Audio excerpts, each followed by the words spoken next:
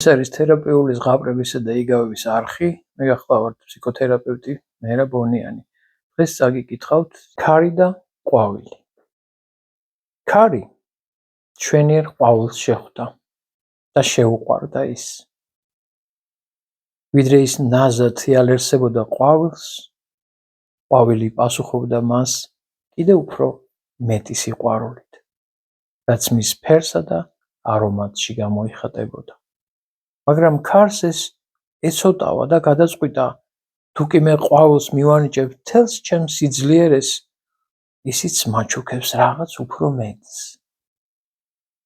და შეუბერა თავისი სიყვარულის ძლიერი სუნთქვით ყვავილს.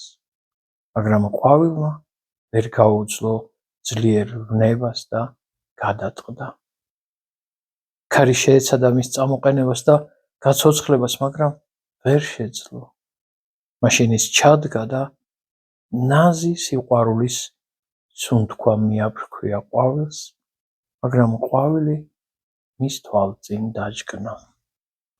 მაშინ შეჰყვირა ქარმა, მე მთელი ძალა მოგიძღვენი ჩემი სიყვარულისა, შენ კი გადატყდი. როგორც ჩანს, არ ქონდა სიყვარულის ძალა ჩემდამი და ესე იგი შენ არ გიყვარდი მე. მაგრამ ყვავილმა არაფერი უპასუხა, რადგან ის მოკვდა. მას, ვისაც უყვარს, უნდა ახსოვდეს, რომ სიყვარულს ძალით და ვნებით არ ზომავენ, არამედ სინაზითა და კრძალულებითი დამოკიდებულებით.